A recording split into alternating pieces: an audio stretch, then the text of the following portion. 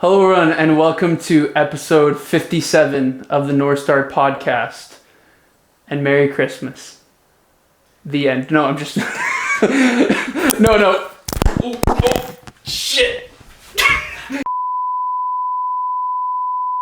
Hello everyone and welcome to 57 of the Northstar podcast and Merry Christmas. It is Christmas today.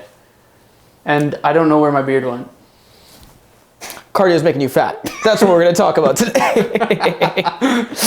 As you can see, we don't know what happened with our outfits. We are trying to still figure it out. So, but yeah, today we're going to talk about cardio is making you fat. Yeah. I know that's going to sound very controversial, and that's the point of it. Exactly. And the end. No, Ekam, take it. Okay. All right. So, guys, you're doing cardio 5 times a week. You're eating less food, and you're wondering, why am I not getting leaner? Cardio is making you fat. Too much cardio equals too much stress. Don't have too much cardio. Just kidding. We will chat more about the details. So, Jeremy, what's your thoughts on cardio making you fat? Just hearing that statement alone, what do you think? What comes to your mind? Well, the reason I wanted to talk about it is because I think a lot of times the industry has pushed doing cardio as the main source of exercise to lose body fat. Yes. And I think a lot of times now things are shifting and people are starting to understand that it can be a benefit, but also you can't take me seriously right now. And that at the end of the day, when we look at cardio, we want to use it as a tool, right? Yep. And we don't want it to be our main source of exercise when losing body fat, because if we're looking at actually having a physique that we want to have a high metabolism with, we want to make sure that we can eat more calories at a resting state, we have to do strength training to do that. So that's why I am saying that statement. I think a big thing is impacting your BMR, right? Impacting your metabolic rate so you can burn more calories. A lot of people think that they're going to burn calories in their exercise and that's going to be the most amount of calories they burn throughout the day. But for most people, that's just 5% of the calories you burn throughout the day. So by adding stuff like strength training, especially with women, I find this is a big thing with women that are just getting into lifting. Usually with millennials, I find that they think that, okay, I'm going to get back in the gym. I'm going to go on the treadmill, and then I'm just going to go on the treadmill for an hour, 30 minutes. I'm going to go home and get a sweat, and you're going to lead to these huge results changes. But then they don't see them, and then they're wondering, why am I actually gaining weight on the scale? That's the biggest thing. Cardio and cardiovascular activities are very great for working on your overall longevity. Should I take this off? I'm going to take this off.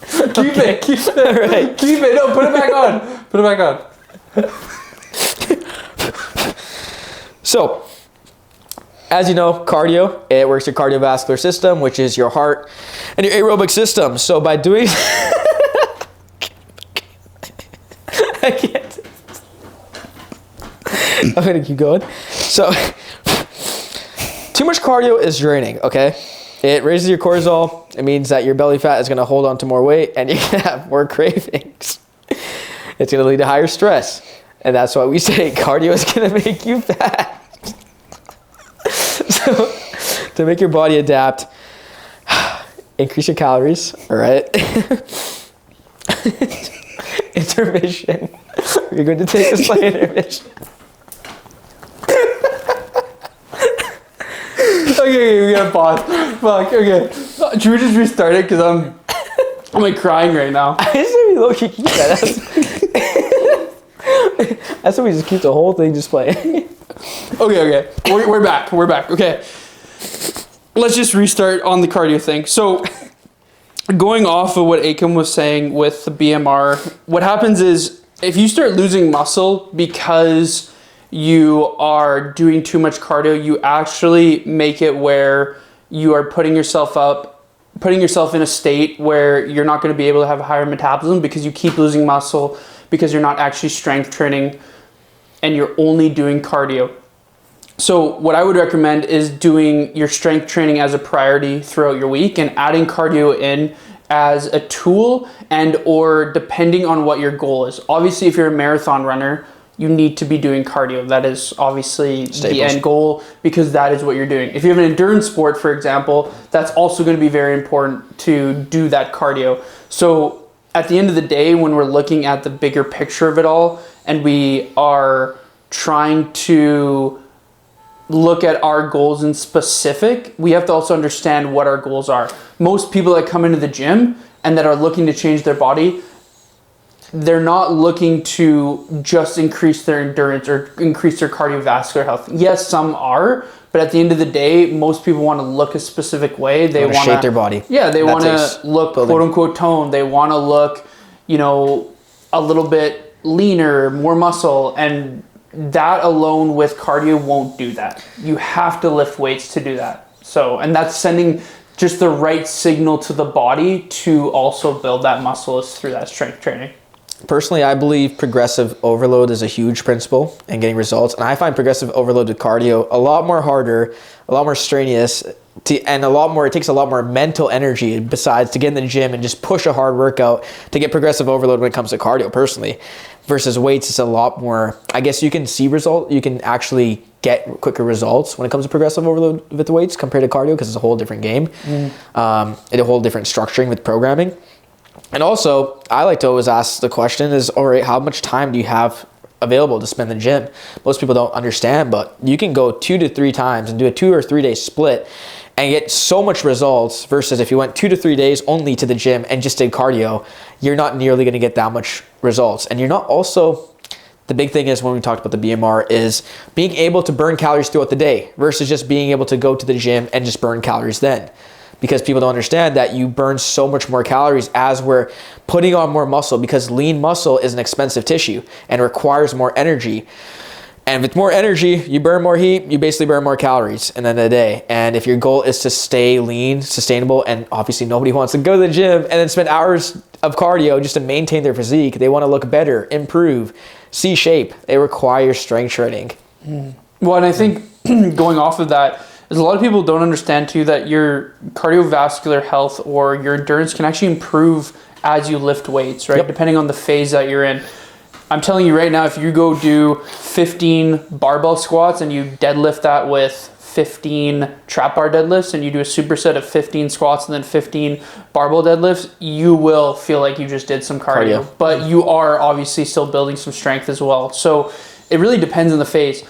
If you're just going in doing 6 reps of a really heavy weight, you probably won't feel that endurance as much, obviously, as you're doing the 15 rep range. But I think at the end of the day, the biggest thing is understanding that for yourself and what phase you are. Maybe you do a strength phase for 1 to 3 months, or however long, 3 months, 4 months, however you want to do it. Then you go into more of an endurance phase, and then you vice versa, and then you just switch off. Or you do 2 months on, 2 months off, 2 months on, 2 months off. And just going through that as well will really help. So, yeah.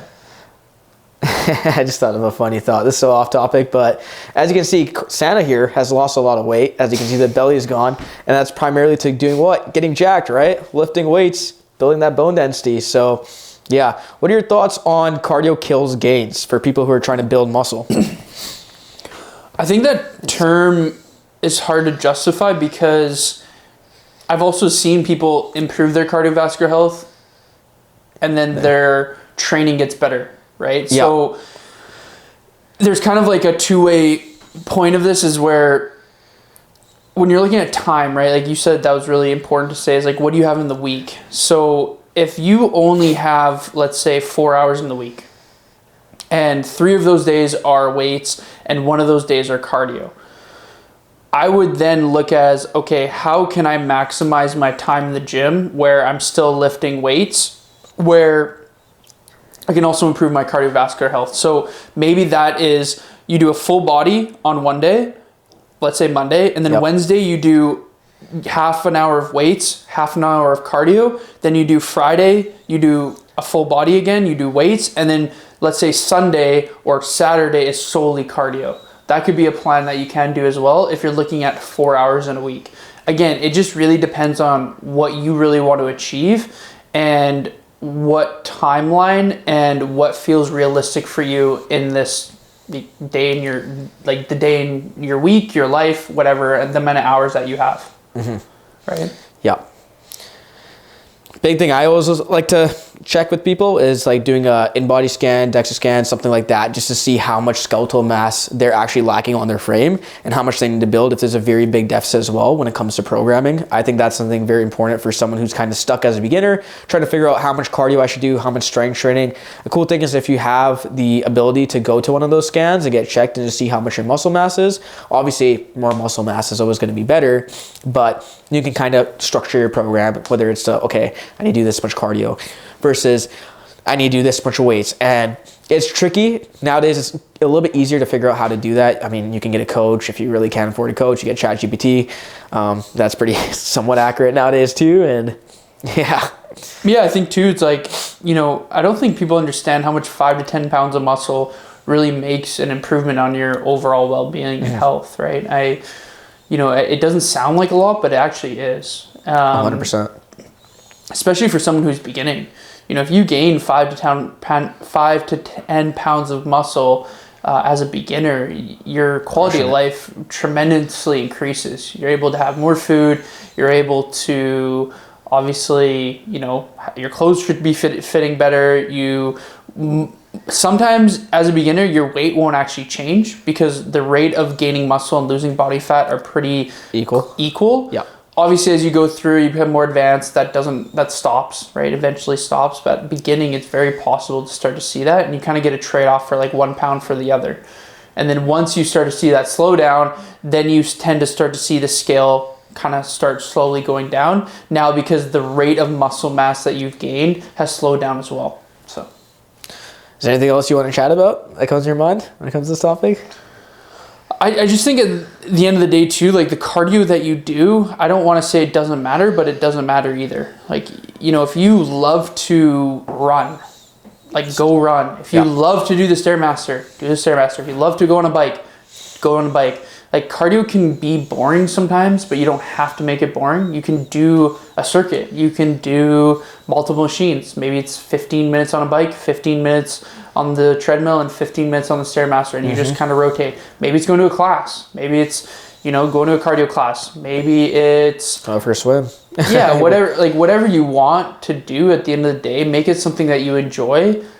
When you're looking at weights, of course that also applies, but there's a little bit more structure I find with weights, just because you don't want to be obviously overdoing it too much on one muscle group. You want to be doing, legs 6 times a week. And if you do legs 6 times a week, plan accordingly, right? Maybe that's... I think you should ask yourself, why are you doing legs 6 times a week? Goddamn, I skip legs Well, but you look at like cardio, like most cardio things are leg based, yeah. Right? There's unless not much... rower, skier. Yeah, there's not many cardio aspects where it's just your upper body.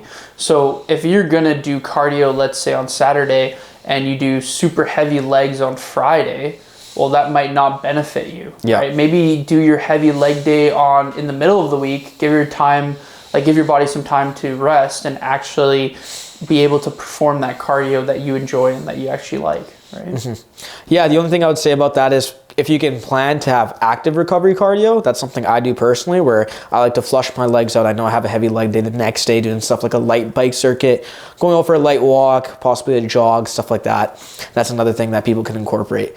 That I find is more enjoyable, just to be able to get that movement, get that serotonin boost, that dopamine boost, gain some sort of active recovery. So you train, and then you'd go do some light recovery just to flush out those muscles and get some blood flow in there, just to help speed up the recovery. Yeah, and like there's a difference between high intensity and low intensity cardio, right? So if you're someone who prefers to do low intensity and do it for a longer period of time, then do that. If you prefer doing a high intensity style where you do it for 20 minutes, but you go super, super hard for 30 seconds, then you take a 30-second break and repeat. Like there's different forms that you can do, and I think they both have their benefits. You just have to ask yourself like where you're at with your journey, but also to injuries and like your overall health markers and all these other things before you make that decision as well, right? So cool. Yeah, I love how this podcast basically just spiraled all over the place, but I would say the last thing to leave it out, if you don't feel like doing cardio, go stretch and go lift some weights.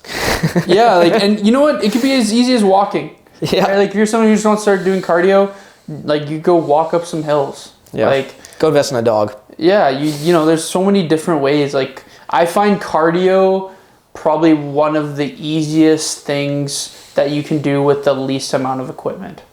With weights, yeah, you could lift like things around your house if you want to, but it's not as convenient, right? Like you're not just gonna go like, well, you just go lift up your couch and like. Have you seen videos? There's a guy, it's so funny. He would just go and do dips and he'll like tie couches and random things to him. It's just, sorry, this is random, but. Well, yeah, there's like ways. Functional fitness. Yeah, there's ways, but it's just not as convenient. Right? Yeah, exactly. You know, you could go outside, just go for a walk. You can, hop on a bike, go on a bike. You can, there's so many possibilities. Break dance, sure, if that's what your form of cardio. I want you to break dance in this costume right now. Oh yeah, so you just start working too. If that's your form of cardio, man. But yeah, at the end of the day, I think the biggest thing is just understanding your purpose behind what you're actually doing. Yeah, and the intentions. And knowing why you're doing it, right? If you're just going for, a 10 kilometer run just because you heard the random dude on TikTok say that's the best form of cardio, or like that's what you need to be doing every day, like ask yourself, is that actually something that's sustainable for myself at this point in my life? So, yeah. Yep. But yeah, anything you want to add to the Christmas holiday episode? Yeah, kids, don't be bad for Christmas. Just skip your cardio. I'm disclaiming. Skip your cardio. Skip your leg day.